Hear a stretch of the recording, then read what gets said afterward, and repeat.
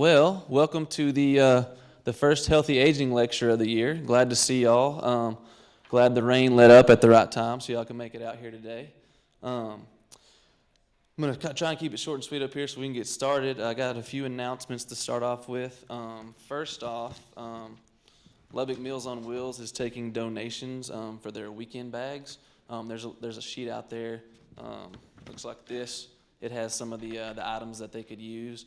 That would really help some of those seniors that can't get out and get food for themselves. To really help them out. So go pick one of those up and see if you can help out that way. Also, our RSVP recognition dinner, 2015 recognition dinner. There are flyers out there for that as well.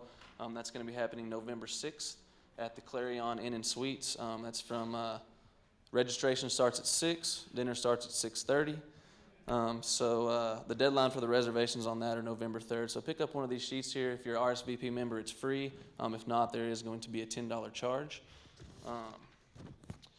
So today we're going to be doing things a little differently. You are used to one speaker up here giving you all a lecture. We changed it up a little bit. We had a panel discussion at our spring forum this year, and it went over really well. Everybody loved it, got a lot of good information out of it. So what this is a question and answer for y'all. Any questions that y'all have, it's a good question because somebody else is probably thinking the same thing and they may not want to ask it. So any questions y'all have, feel free to ask. We'll come around with the mic after these guys introduce themselves to kind of let y'all know a little bit about them. Also, if you don't want to talk, we have a note card out there for you. We'd love for y'all to ask your question or write your question down on that. And then we will come and get that, and we can ask it for you. I'll stop talking here, and I'll introduce I'll let them introduce themselves. These guys are some of the leaders in the community in healthy aging, as well as healthcare and legal issues, whether that be home health, long-term health care and rehab, Medicare, Medicaid, wills, trust. I could go on. These guys are the experts here in Lubbock, and they know what they're talking about. So y'all ask any questions you might have that could benefit you. So I'm going to pass the mic off here and let them introduce themselves, give a little spiel about them, what they do, and then we'll get to the Q&A. So. I didn't sit here thinking I was going to be the first one. These other guys have more going on than I do. My name is Lee Franks. I'm an elder law attorney here in Lubbock, Texas, but I kind of consider the Panhandle to be my bailiwick. We do a lot of the things that other attorneys do. We do estate planning, probate, and all those kinds of things. I do a whole lot of Medicaid work. I think that what our practice is oriented more towards folks who are older and have a little bit different needs, especially disabled folks. So our powers of attorney are not designed for people who have. Are we supposed to talk for a while or just introduce and then come back? Oh, you can 5 minutes, whatever. Just 5 or 10 minutes. All right. Sorry, I'm a little loosey-goosey here. For example, our powers of attorney are going to be more oriented towards somebody who has more needs than they have money, perhaps. So those are the kind of things we do, and Medicaid. So that's kind of and guardianships. So kind of a broad brush of what an elder law firm does and what we focus on.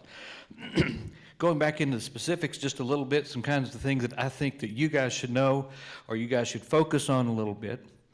The very first thing is documents. You hear about estate planning. What the heck does estate planning mean? Well, for me, estate planning is primarily getting the right documents in your hands so that you can take care of each other if you're still married, so that you can make sure that you've given somebody the authority to take care of you if that becomes necessary. Everybody should have a will. Everybody's heard about that. But you should also have powers of attorney, both financial and medical. And those powers of attorney should reflect the idea that you're an older person and not necessarily a very, very wealthy one. Most powers of attorney are designed for wealthy people. They're designed for people who have a taxable estate. You know how much money you have to have a taxable estate? It's over $5.5 million. So most people simply don't have that kind of problem. I certainly don't. And so our powers of attorney are more oriented towards what if you need Medicaid? What if you need somebody to get into your safe deposit box? What if your agent might need somebody else to help them for a little while through a hard period? That's what our powers of attorney are focused on. HIPAA release. Make sure that your family has the ability to get records. Do you know that your powers of attorney cease on death? Well, HIPAA release lives for 2 more years. HIPAA releases are great. Don't stick it in the power of attorney because it leaves with the power of attorney. Directives, letting folks know what your issues are and your desires are for end-of-life care. Very, very important. Not the same thing as the DNR. Talk to your doctor about your do not resuscitate order. But you can come talk to me about your directive. What would you like to do if you're terminal? What would you like to be done if you have an irreversible condition, for example, a coma or ALS or something that's debilitated over a long period of time? So those are the kinds of documents that you need just to get ready for health care, just to get ready, make sure that those folks are around who can take care of you have the ability to do so. Do you know, husbands and wives, that if one of you have a bank account in just your name and your spouse becomes disabled or becomes incapacitated, you cannot access that money. I don't care if it is community property. You can't get it if it doesn't have your name on it, unless you have power of attorney. So please understand, husband and wife, you really need those, because that might be one of the people that's trying to take care of you that may not be able to. If you don't do powers of attorney and you lose capacity, what are they going to have to do? You're going to have to become a ward. Someone's going to have to become your guardian. Not only is it expensive, it's cumbersome. Make sure your family has the documents they need to take care of you, and that includes husbands and wives. One thing I'd like for you to know, we don't have near enough time to talk, and I'm sure I'm fixing to run out of my time, but Medicaid is such a huge issue. Unless you are independently wealthy, unless you have $5,000 or $6,000 a month coming in that you have nothing better to do with, you may have to avail yourself of Medicaid someday if you need long-term care. Whatever follows the phrase, well, back when we was doing that with my aunt, my cousins, all they did was, whatever follows that phrase is going to be wrong, misinformed, or they simply got away with something and didn't know it.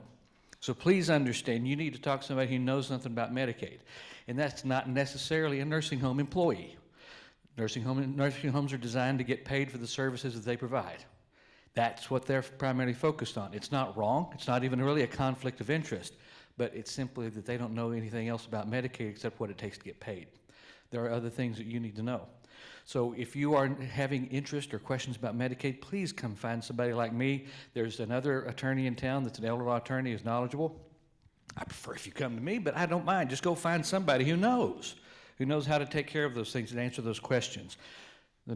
Please, I can't stress enough, if you have family who's done that before and we did that and what we did was, please don't rely on that, and please don't rely on what you might hear from folks who are very, very well-meaning, but simply, in my experience, are very often uninformed.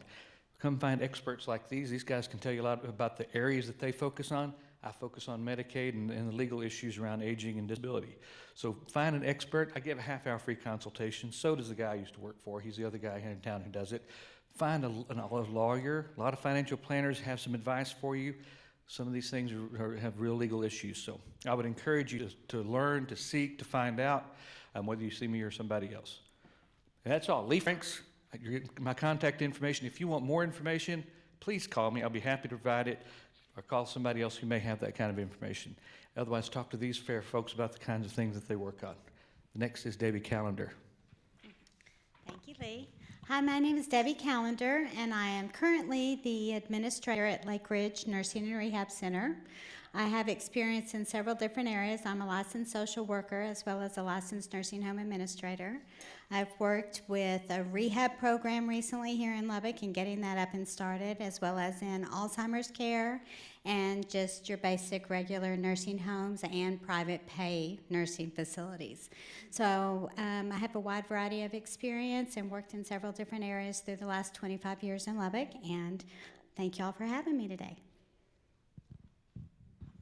Hi, and I'm Rose Chase. I'm the community liaison with Hospice of Lubbock. I've been in healthcare almost 20 years. Almost 9 of that has been in hospice care. And we will answer more questions as we go into this, but before I pass this on to Russell, I would like to say to all of y'all in the room today, based on what Lee said, we are all connected, and we work very closely together. I think that's something that Lubbock has that maybe a lot of towns don't have. We depend on each other as resources. Lee referred to us as experts in our fields, and we are, but we can't do it alone. I can't tell you how many times a week I'm talking to Debbie Callander, trying to figure out a solution on how to get a patient placed. They may be in the hospital or they may be at home, and it's just like Lee said, they may not have a power of attorney, or they don't know if they qualify for Medicaid or not. And there's a lot that goes on behind the scenes when there is a patient that has had some kind of health issue, and maybe it's terminal, maybe it's not. Maybe we get a call and they are hospice appropriate, or even if they aren't, they're in need. And we try to hand them off to the appropriate person, and maybe it's a home health. Sometimes we get a call to go visit, do a referral for a home patient, and we get there and that patient really is not hospice appropriate, but they definitely need help. We pick up the phone and we call Calvert Home Health, and because they need somebody in the home, and for whatever reason, the doctor has not made that referral for home health.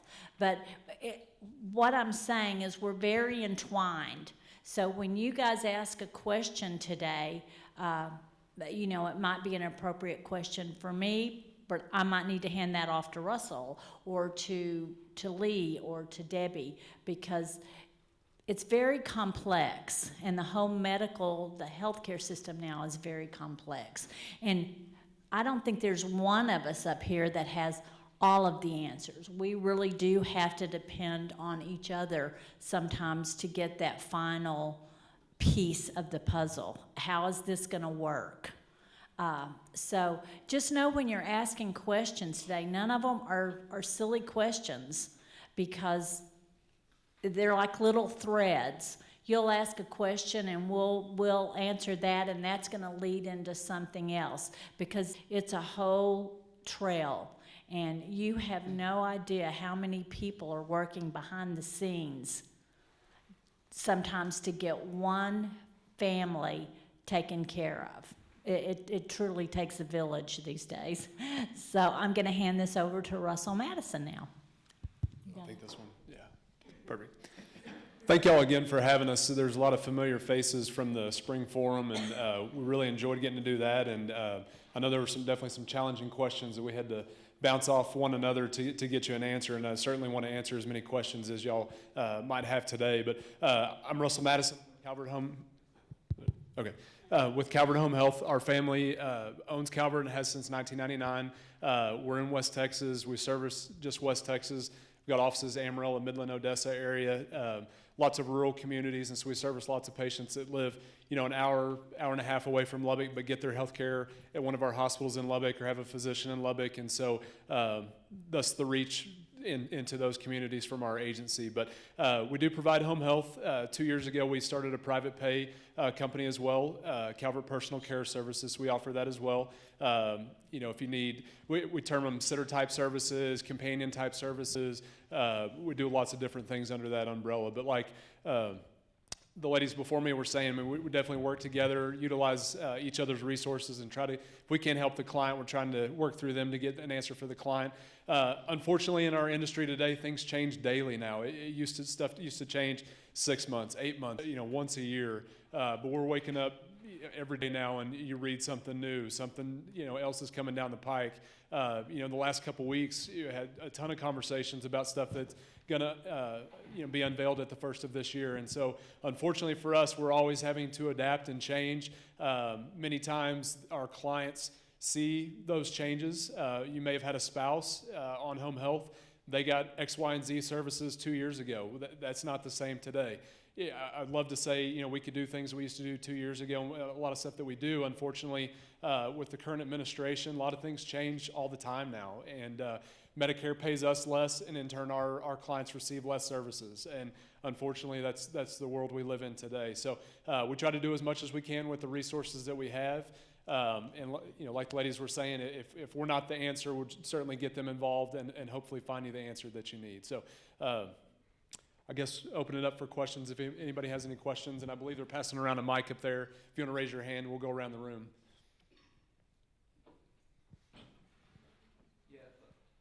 Hello. Yeah, if anybody has a question, I'll come and y'all can ask that, or if y'all have a note card that y'all have written a question down, we can come pick those up, and I'll go ahead and ask the question for y'all there. So, thank you, ma'am.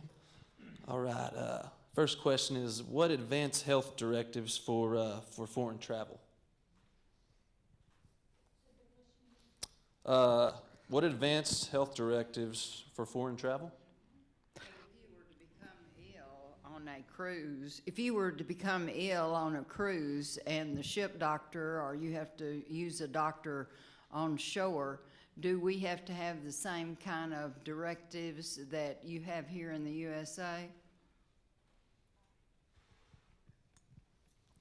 Debbie, you might correct me if I'm wrong on this, but based on what we've seen in our office, when one of our patients travel, and sometimes our hospice patients do, it's on their bucket list, our social worker has to find out specifically, and when they cross states, there's something different for every state.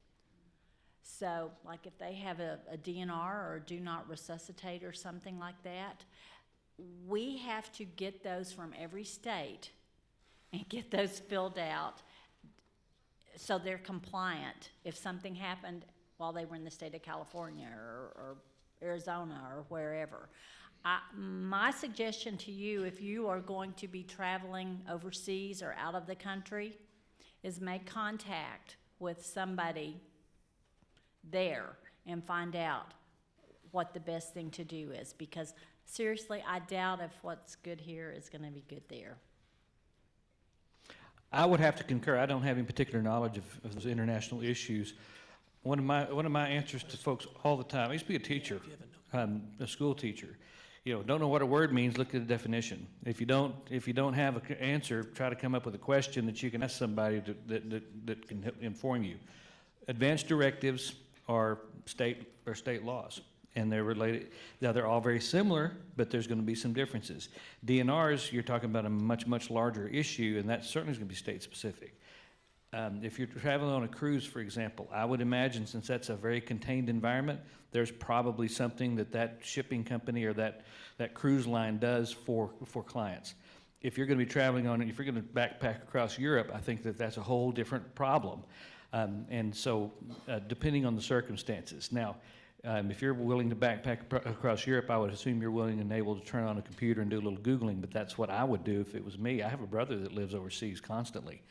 And I've done work for him, but it is very much country specific, and like in the United States, as she said, it's totally state specific. That HIPAA release I mentioned, that's a federal animal, so that works anywhere, but that's not going to be the case when you head into France, or if you get off the boat, at Cozumel. You're going to need to know what works there, and talking to the cruise director, talking to whoever's planning your event, that's who you're going to start with. Okay, thanks, guys. The next question is kind of a few questions in one. Question is funeral insurance a good thing to have, and is funeral insurance better than using one's own savings to pay for a funeral? Is this type of insurance acceptable to funeral homes in all 50 U.S. states? And does the policy have to be assigned to a specific funeral home? For example, does the specific funeral home require that it be named a beneficiary in advance?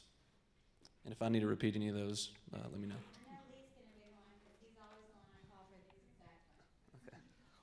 The issue about funeral homes and funeral insurance and funeral contracts is a backdoor Medicaid question, because that's all it matters to.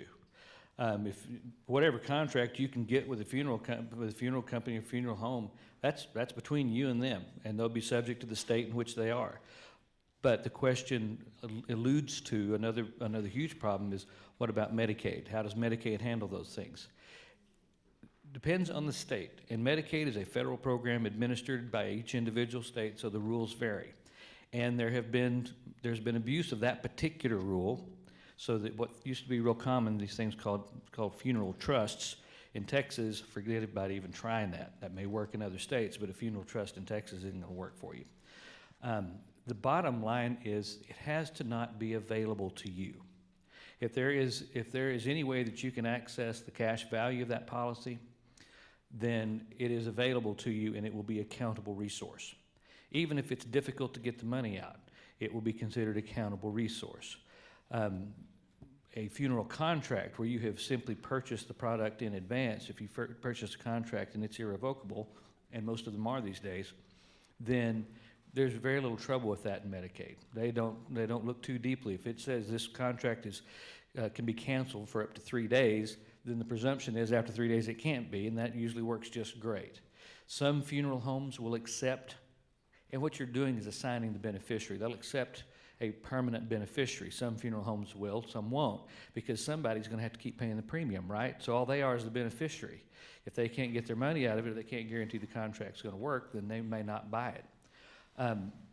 Some insurance companies will not allow you to designate an irrevocable beneficiary. So it's going to depend, it's going to be very circumstance specific, but the primary thing to understand is if there's some way for you to get your money back out of it, that's going to be a problem in Texas. Okay, thanks, Lee. If they're applying for Medicaid, like I said, anything else is a contract between you and them, and whatever y'all can agree to, y'all are big boys and girls, y'all can do that. Like I said, the issue is a backdoor Medicaid question.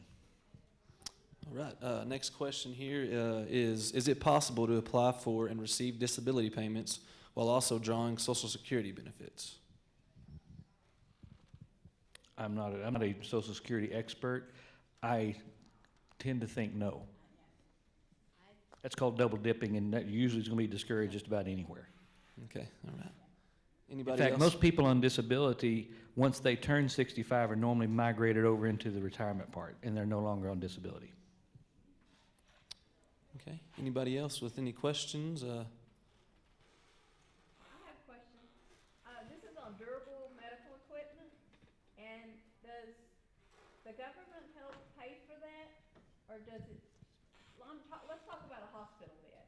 If you have to put somebody into a skilled or assisted living center, and they do need, it's preferred that if they're unfurnished, so you need a hospital bed, what do you do?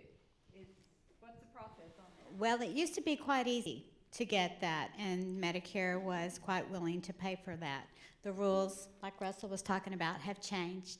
Getting and acquiring DME equipment is very difficult now. You have to have a lot of certain diagnoses. The doctors have to see you for a certain time period to make sure that you need that, and it's not near as easy as it used to be, and you have to be very, very sick with certain things wrong with you to be able to get that equipment. So unless they're on hospice, if they're on hospice and they go into an assisted living or nursing home or even in their home, hospice covers all durable medical equipment. They cover all of their supplies. If they need diapers or blue pads or any of that, that's all under the hospice umbrella. So any hospice patient, regardless of where they are, all of that's covered. So, and I guess if they go into nursing home private pay, then it's the family really has to take care of that. Yes, and if they are leaving a rehab and still need that equipment, then it's very difficult to get it in the home environment. Russell, do you have anything to say on that? Only thing with home health, I mean, we work with the DME companies, based off the physician's recommendation for the supplies and stuff that are needed. I mean, under the home health benefit, we cover a lot of the like wound care supplies or tubing, different liquids and stuff, whatever your physician's recommended for your treatment. But we defer to the DME company and allow them to get supplies and do the billing and all that kind of stuff through them. From my point of view, I never run across that particular issue because I'm just in a different phase of the care industry. But I will say that as far as Medicaid's concerned, we're often faced with too many resources we have to spend down to qualify for Medicaid. Our husband and wife may have to spend down to qualify. Often I'm asked, what could I spend money on that makes sense? And first off, understand a spend down should not be throwing money away. What it is making money less available. That's, like I said, the definition before. If it's not available, then it's typically not accountable resource. it's appropriate to spend any amount that you wish on items like that. If you have a few $1,000s and you know you're going to be going to care, that's a perfectly appropriate purchase, and usually the nursing home has absolutely no problem with it. Partly because they often end up with it at the end of the thing because no one else needs it. But that and other medical service and other medical durable equipment is a perfectly logical purchase if you're trying to spend down to qualify for Medicaid. You know, since we're talking so much about Medicaid, and I'm not going to say this to scare you, but I think this is a piece of education that elderly people really need to have. And I don't think they think about this. I've just spent the last several days working with a couple, and they're actually retired teachers. And it's been one of the most difficult cases I've had since I've been in hospice, because they basically have no one to help them. The husband is going on our service as of today, actually. But they didn't understand. Number one, they didn't understand the wife is elderly and she's frail, and she is not going to be capable of taking care of her husband at home, at the home environment. As it turns out, they probably make about $400 over the limit to qualify for Medicaid. They can't, a nursing home is private pay unless they can do Medicaid. So they don't